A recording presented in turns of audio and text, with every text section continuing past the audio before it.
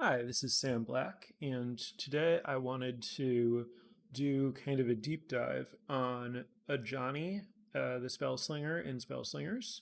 Um, kind of like general play patterns and the decks that I like to use, and just kind of what it does and everything. So, this is an intro and deep dive, I hope, simultaneously into Ajani. We're going to go over my deck and play some games, and also look at a deck that you could build out of just commons if you're newer to the game. So, Ajani starts with 28 health, which is more than almost all the other planeswalkers, so you get a bit of a bonus there. And then it has the ability that that after you draw a friendly creature, or after you target a friendly creature, give the next creature you draw +1/+1. So over the course of the game, if you're targeting your creatures a lot, your future creatures are going to be quite a bit bigger. This ability is very powerful. The signature cards are Ajani Skirmisher. This is a 1/1 trample that gets +1 attack after you target it, +1 power. This is very important. Specifically, the trample on this creature is very important. The This deck is very good at making very large creatures, and you'll often get into spots where your opponent is just blocking with little things and it's hard to get damage through. The Ajani Skirmisher is a great thing to pump because you get the little extra value out of it and you get trample. Leonine Kincaller is Ajani's best card, and I think one of the strongest cards in the game, and really the thing that makes this deck tick. This has the debut ability that you add a copy of another friendly creature to the top of your deck. It wasn't obvious to me from reading this card how it works. It doesn't just put a copy, like another fresh version of that card on your deck. It puts an exact copy of the current creature, except it ignores damage. So if you have a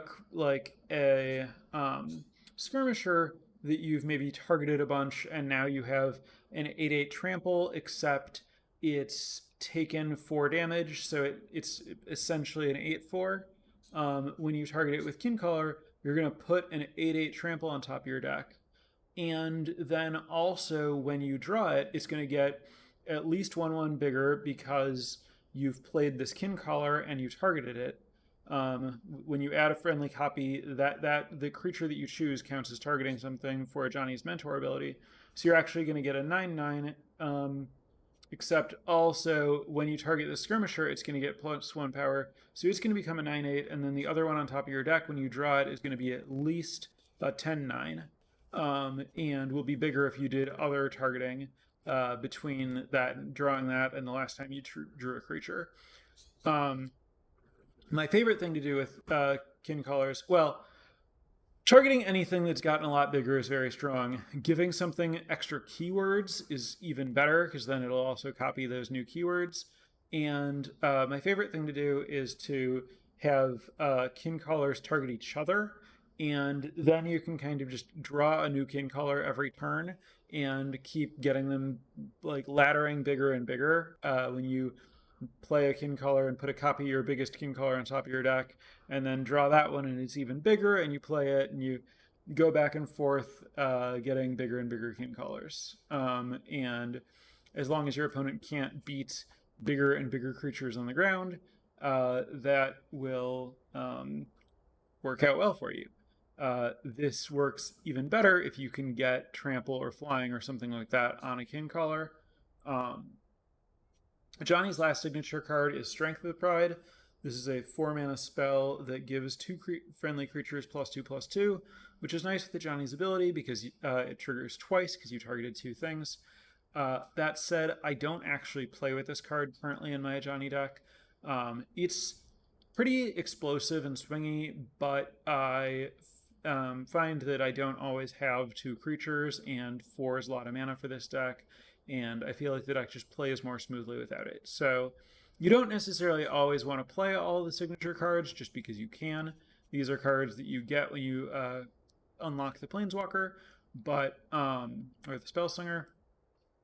but they're just, cards that you have access to that this Spellslinger can play and others can't. If you don't like them, you don't have to play them. I don't really like Strength of the Pride, so I don't play it.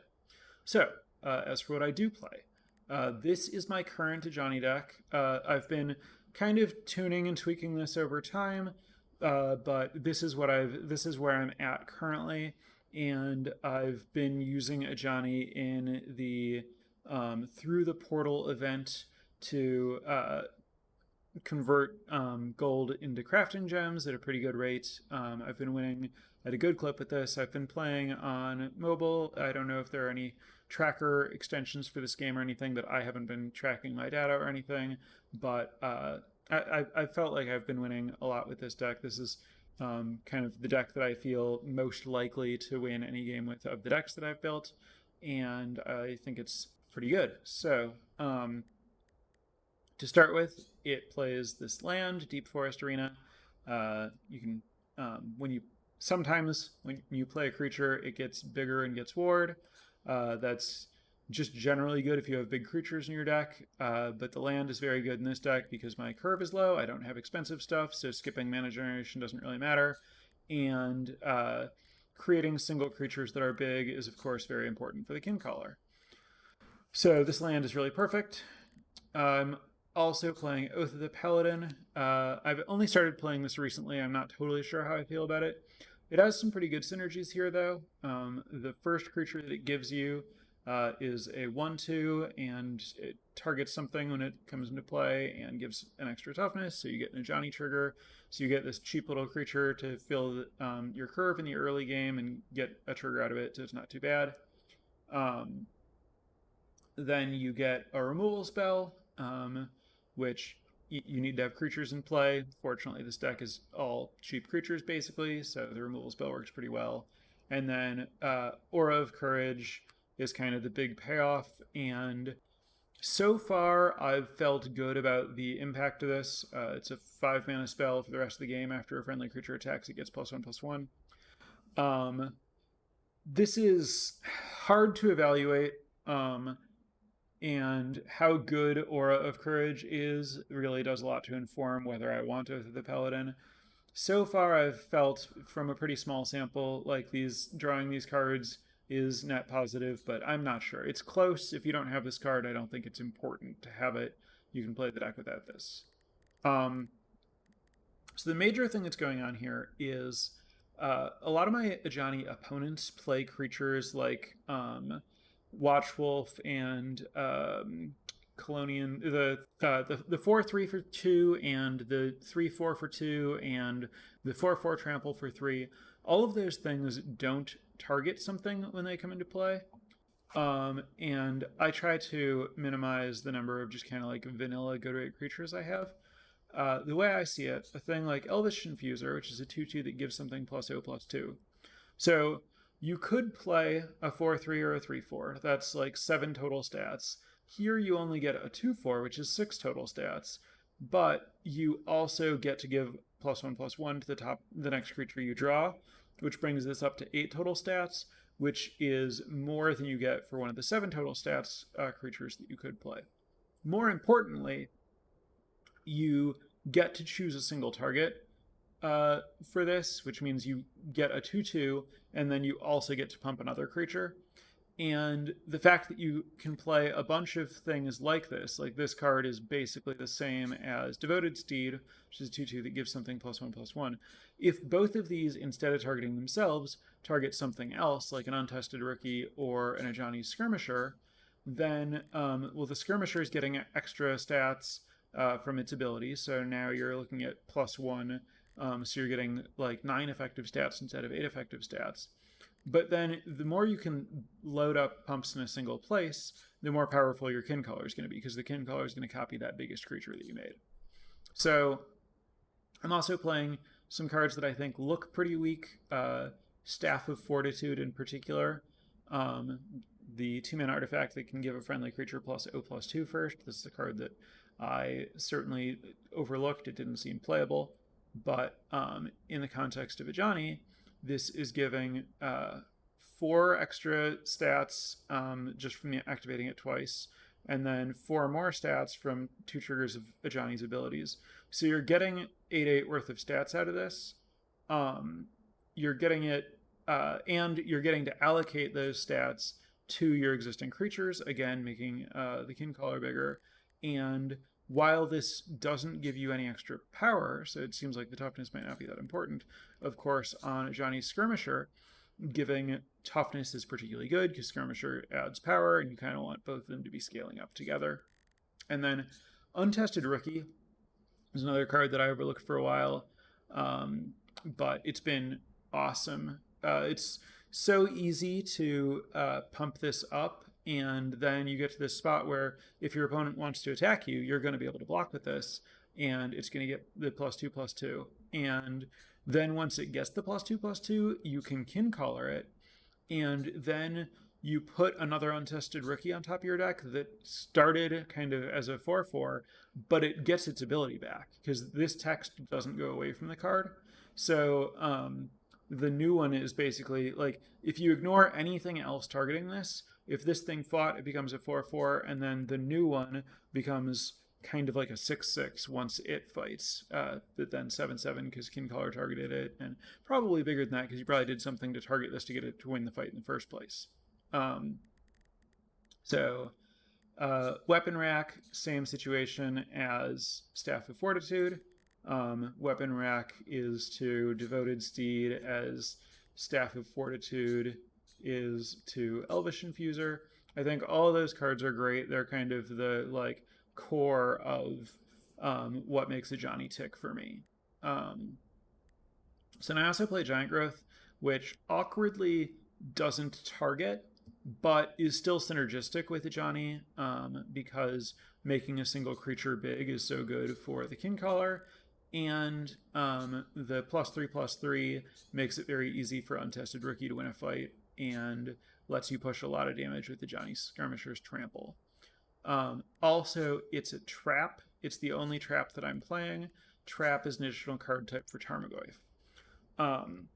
Tarmogoyf is nice because while it's not good to play early, of course, but because I'm playing these artifacts, I get Artifact in the graveyard pretty quickly, and then Oath of the Paladin helps you get a creature and a spell from Divine Smite, and then also Stoneforge Mystic gives you a spell. So even though I'm not playing that many spells, just Blindside is the only spell I'm playing right now. I end up getting spell pretty often because of Stoneforge Mystic and Oath of the Paladin. And then, so Tarmogoyf is almost always going to be at least a 4 or 5 reasonably quickly, and then it can get up to 6 or 8 sometimes. Playing a trap is nice to get that chance to get to +8. And then the reason Tarmogoyf is so good is if you play a Tarmogoyf and it becomes like a 6/6, then when you Kincaller it, it'll get its enters the battlefield again when you play it the next time, and so you're going to get like a 13/14 or whatever, plus whatever other buffs you've done to the Tarmogoyf. So you can get some really huge creatures with using Kincaller on Tarmogoyf. Grudge Match is the other spell I'm playing. This targets one of your creatures, so you're actually getting 4/4 worth of stats, and you're getting to potentially kill a creature. This is pretty important for answering opposing flyers and stuff. I've found that having some removal is valuable. Grudge Match is the right removal spell for this deck. Stoneforge Mystic is one of the best cards. You get access to 3 different weapons. The weapons give you some keywords. The keywords are extremely important. You can get like Sneak to push a lethal attack, or Flying to push a lethal attack, or Trample to push a lethal attack, or just a bunch of extra numbers for like an Ajani Skirmisher or something. There's the Swordsmith, the common 4/3 that gives you a +2/+0 weapon. Stoneforge Mystic's weapon is radically better than that, very much worth the 2 less power. Really, really important card for the deck. Blindside, just I think it's the best additional removal spell the deck can play. Predator Ooze. Uh, I'm playing one of these right now. That's how many I happened to have. It's nice that it grows by itself, so it's good to kin color. It's a very good attacker if your opponent can't deal with it, but it doesn't have any other outside of like the synergy with Kincaller and being an aggressive creature. It doesn't have a lot of synergy with Ajani's ability, and I don't want too many creatures that cost 3, so just kind of trying out one of them for now. Similarly, I'm playing one Elite Forest Guard. I found that a lot of games really come down to flyers, especially in this deck where you have such ground superiority. If I lose, it's often to not being able to answer an opposing flyer. So I decided I would play one of these things so that I could draft a plummet. And then if it doesn't seem like plummet's important, I can always draft a nuzzle, which will let me target one of my creatures. And sometimes you have a really big creature that your opponent's trying to take down over multiple turns, and nuzzle can be pretty big. Um, and then Kincaller, I've talked about a lot. Janeth the Capuchin is kind of like Ajani's signature legendary. It's not actually explicitly connected to Ajani, but the ability, of course, has the same input as Ajani's, so it just kind of makes your stuff pretty explosive. Um, Even Tour Guide, I used to play the stag that fights something when it enters in this spot, but I have talked a bit about how flying has seemed really important. I played against some other Ajani decks that had this instead, and it was pretty impressive to just let their giant thing that had been staring at my giant things fly over and kill me. Also, um, if you get some Ajani triggers when you draw this and you get like a 4/5 or bigger flyer instead of a 2/3, those extra numbers you're getting from Ajani's ability matter a lot more on a creature with flying. So, been pretty happy with the switch to Tour Guide. Barreling Hippo is a card that I just added. I haven't actually played with it yet. I, have talked about how I've had a bit of trouble getting my big creatures through. Feel like giving my whole team trample is a pretty good way to finish people off. So I have one of these. I generally try to avoid 5s in this deck, but I think a single Barreling Hippo might be good for ending some games. So this is uh, my Ajani deck. This is a function of my collection. I don't think there are any cards that I would play or prioritize playing that I don't have. I know I don't have like the 6/5 trample that makes blindsides or makes grudge matches if you hit your opponent. That one is close. I might play it if I had it. It's one that I would try out. Um, Certainly feel free to change a few things around based on your collection, but I feel pretty good about this build of this deck. Um, I guess before I get into games, I want to quickly go over. I built a version that's just commons. If you're a newer player and you don't have, um, all the higher rarity cards, I wanted to show you kind of like a budget-friendly version of this deck that you could use to ladder up and unlock some chests and get some more cards, build towards something more like what I was playing. So for this, I did, assume you have no special land. If you have literally any other land in either of these colors, you should play it instead. But if you don't, you can just play Savannah. Um, I put in a healer's kit to try out. I haven't played with this, but the ability to target things 5 times, like this card's very slow to actually activate 5 times. But if you're actually healing and you're triggering Ajani's ability 5 times, this is like 11 worth or 11 total numbers in stats for 1 mana, which is pretty good. It's just really slow to do it, but you do get a lot of extra triggers. So I thought this would be a pretty good card to try. Um, and then obviously these cards are in my deck. Then Silversmith, or Shieldsmith rather. It's basically just a bad Elvish Infuser, but if you don't have Tarmogoyf, this is like a different thing that you can play that is acceptable, works with the Johnny and stuff. And then other replacements. This is Swordsmith over Stoneforge Mystic if you don't have Stoneforge Mystic. Um, Grove Protector kind of takes the place of Predator Ooze and the creature that drafts a card. I've been recently happy. I've played Grove Protector in the past. It's not bad. You end up getting big creatures. They take some damage. You reset them and pump your next thing. Even if you don't have any damaged creatures, this is still effectively 4 or 5 worth of stats because you get a target out of it, and 4 or 5 is better than you can do with most of the other threes. And then Spearcrown's Dag, I mentioned that I was playing this before I switched to the Wind Guides. I think this is pretty good. If it gets any pumps, then it's really good. Basically, this card's really, really good against the like aggressive decks that are trying to go under you. Because you can sometimes struggle with like your opponent being wide and you can only draw one creature and it can only block one creature. This thing can come down, kill one small creature, block another small creature, and you get like a nice 2-for-1 that can really help stabilize against like little red decks.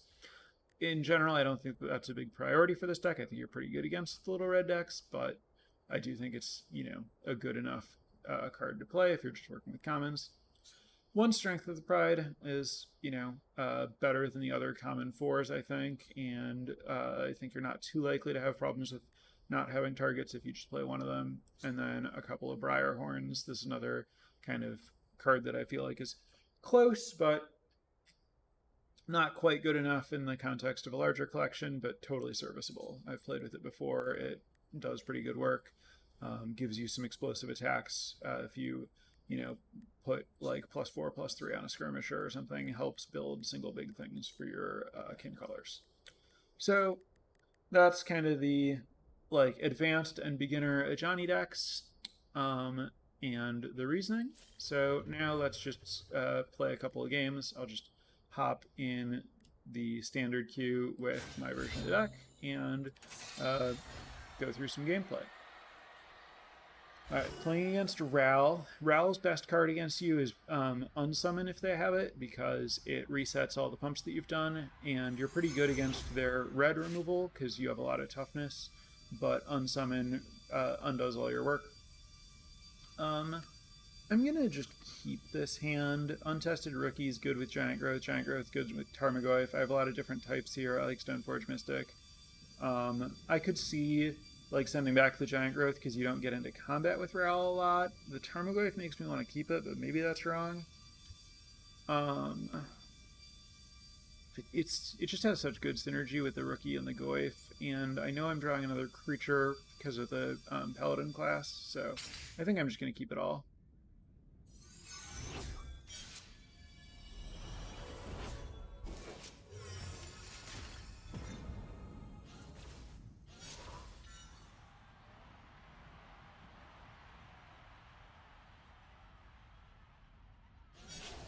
Okay, opponent did nothing, and often Ral at higher ranks plays Solarian Academy as their land, just to make Isokon Scepter and the Tome cheaper, but this opponent is playing just regular... No, they're playing Fountain of Magic. Okay, so less explosive, more late game focused. Fountain of Magic's also good in Ral. I'm not totally sure which land is better. I feel like when I was playing before the rank reset at Mythic, almost all of my opponents were playing the other one, though, Solarian Academy. So here I could just play a Staff of Fortitude, or I can spend my Fragile Mana Gem to play Stoneforge. I think I want to get a creature into play, so I'll just do the Stoneforge. And against Ral, I think toughness is a lot more important than keywords, so I'm just going to take the +2/+3 weapon.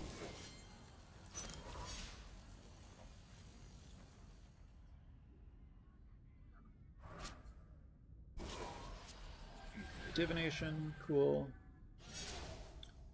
Alright, so now I like putting the Mystic weapon on the Stoneforge Mystic because it means that if they unsummon, I get another trigger from the Stoneforge, and if I Kincaller, I can make a big Stoneforge that'll get me another weapon.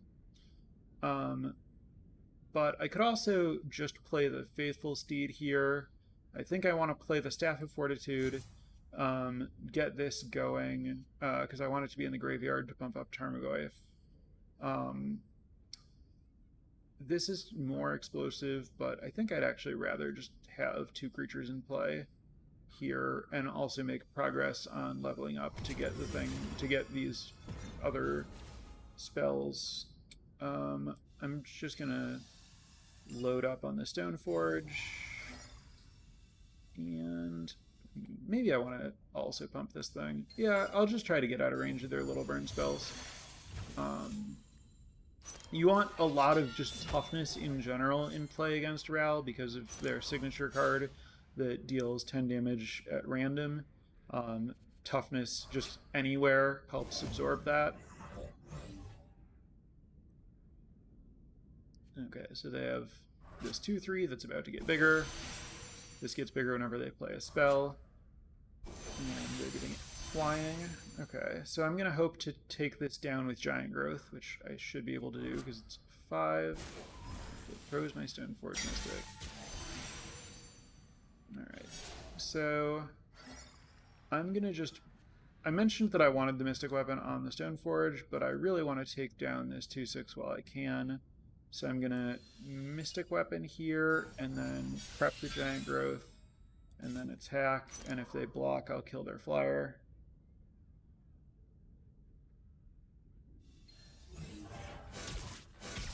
Wait, why did... Oh, I failed to prep the Giant Growth somehow?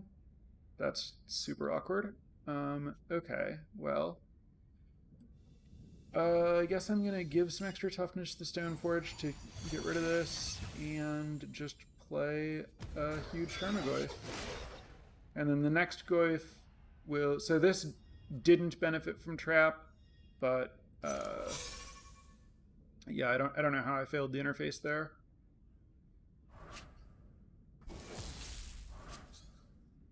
Alright, Electromage I don't often see played, because it is pretty fragile, but...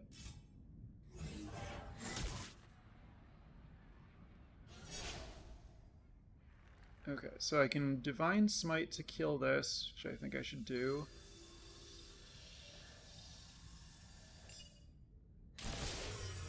And then I'm gonna prep Giant Growth and attack with everything. And now I assume that they're gonna block something. Great. So now that's dead, my creatures are huge, and my next Tarmogoyf's getting the full +8/+8.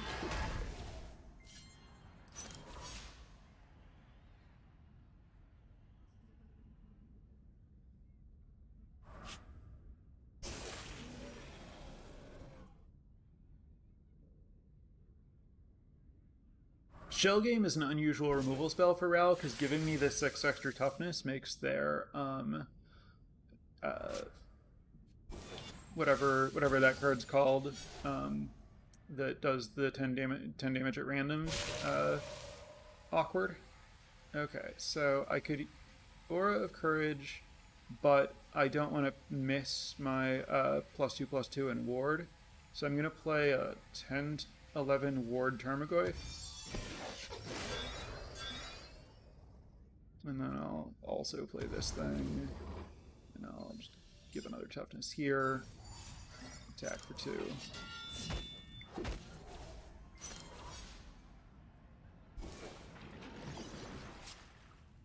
So Ward on this Tarmogoyf is going to make this very difficult for them. I can also use the Wind Guide to jump it, so that's 10 damage. It's not quite guaranteed, but pretty close. So they're going to need to deal with like both of these to not take lethal.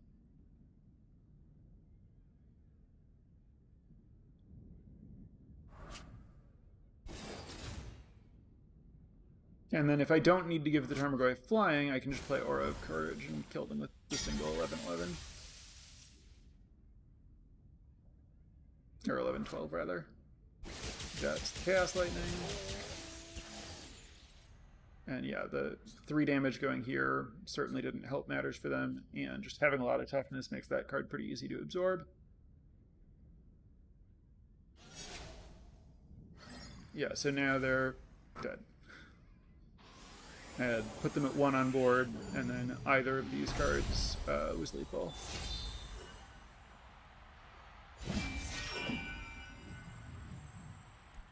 So that was a pretty a standard version of how the deck operates, but play another game here.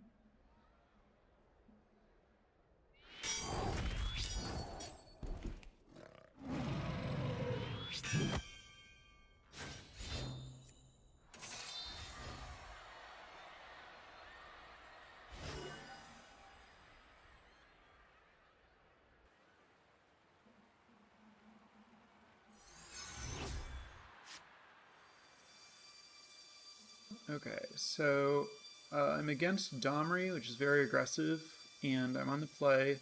All of these are bad early. Stoneforge Mystic is expensive for my first play, so I'm just gonna mulligan all of these. I could see keeping the Stoneforge Mystic just because it's such a good card, but I think against Domri it's pretty important to have an early play.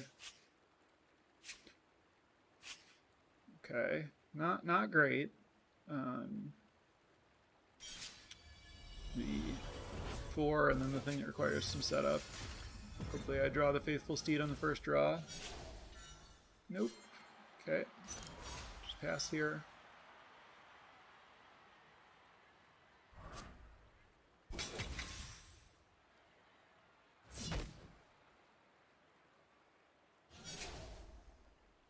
Okay, that's a great draw. Now I get a bunch of toughness, and I get to power up my Faithful Steed. So instead of having a 1-2, I'll have a 2-3, which is quite a bit better. And now this toughness will help me fend off this Raging Goblin. A couple of 1/1s is good with Domri's ability. Every 5 creatures you summon, you get a free 3/2. So here I could Faithful Steed and play a 2, or I can just play Stoneforge. I don't think these 2s are particularly important to play right now, so I think I like just playing the Stoneforge, and I also think attacking here is fine. Anything they block with dies, or I get 2 free damage. And now this still lines up well against the Raging Goblin. I don't care. These are aggressive things. I'm the control deck here, so I'm just going to take the big pile of toughness.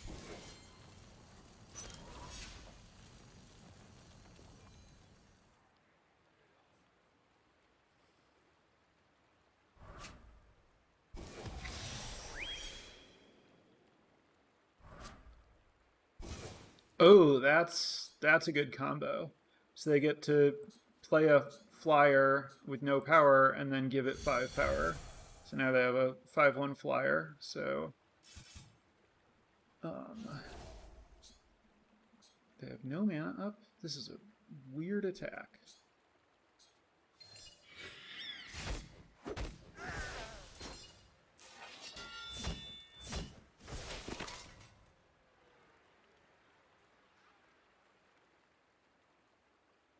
Because they got rid of their little creatures that they could have made 5 power also.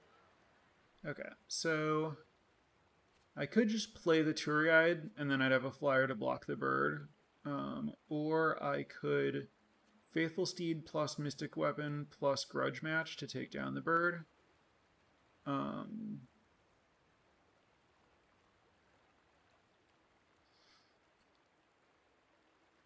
think I like the one where I get the Faithful Steed into play.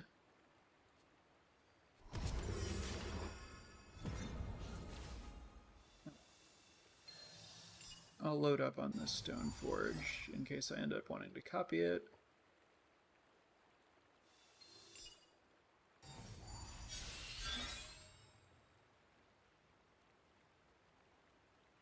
And yeah, I'm going to Grudge Match because I don't want to get hit for 5 in the air.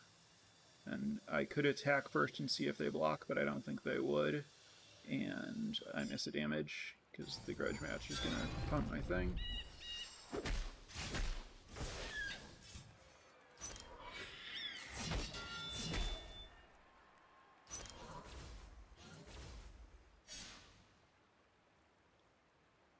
So I have Spell in the grave. Tarmogoyf shows you how much bigger it's getting, but it's not showing you which types you have.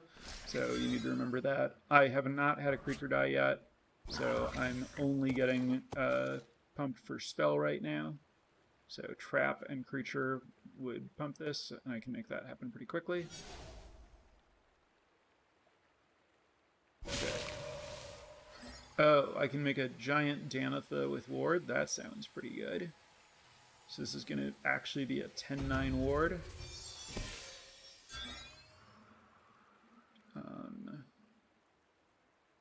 And I could attack with Stoneforge, but they just block here, whereas if I leave it back, I can trade there potentially, so I'll just end my turn.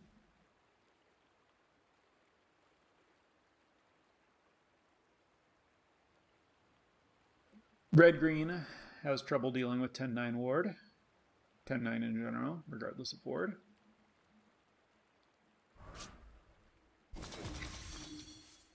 Blue can answer it, though, if they get very lucky with their Neurobot.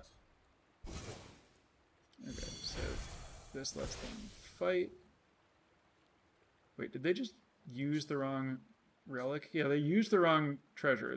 Or artifact. They turned their 5-power creature into a 5-power creature, which I imagine they're not happy about.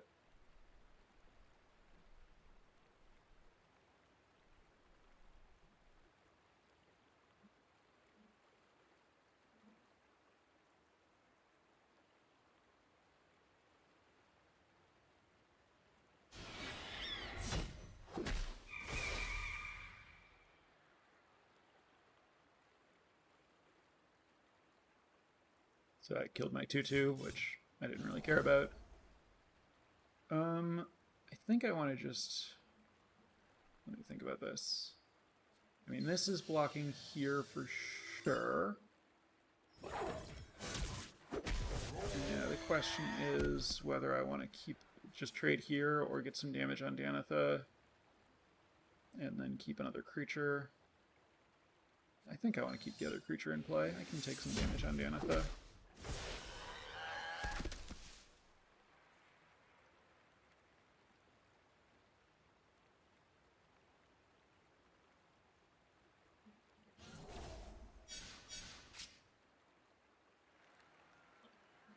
So I could Divine Smite and hit them for most of their life and play a Tarmogoyf. That sounds fine. I don't get the Giant Growth bonus, but it's extremely likely they're just going to lose to the Aventur Guide.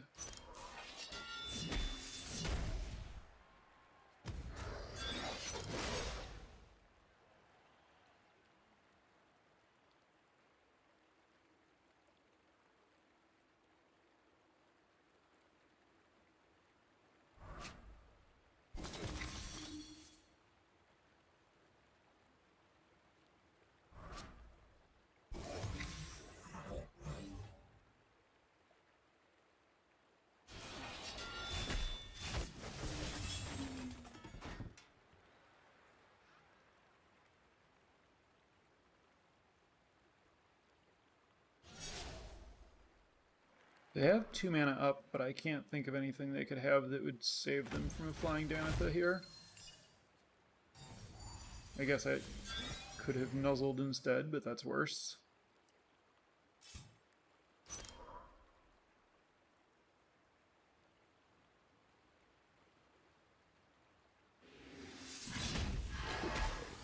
Okay, and that's Ajani. Thanks for watching, and subscribe if you're interested in more upcoming videos on other Spellslingers. Thanks for watching, and bye for now.